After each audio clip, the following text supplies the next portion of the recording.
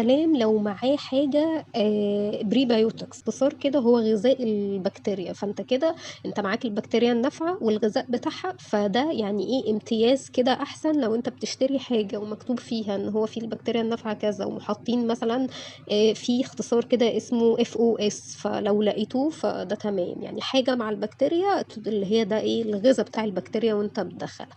وفي برضو حاجة مهمة قوي إن الكبسولة نفسها تبقى مقاومة لحمض المعدة، فده من الحاجات المهمة. الحاجة الأخيرة وهو ال CFU أو ال Colony Forming Units، ده إن هو فيه كام أصلا عدد مستعمرات بكتيرية. هتلاقوا الجرعات فيها ممكن من 1 مليار لل100. لو احنا أول مرة بنبتدي ناخد بروبيوتكس فطبعا ما نروحش ناخد كمية تكون مثلا الجرعة 50 مليار ولا 10 مليار، لا نبعده خالص عن الجرعات الكبيرة، ممكن بالتدريج بقى، يعني لو احنا بناخدها ولاقيين تحسن وهنبتدي نعلي والكلام ده كله زي الفل، بس كبداية خالص كفاية قوي كبسولة تكون 1 مليار.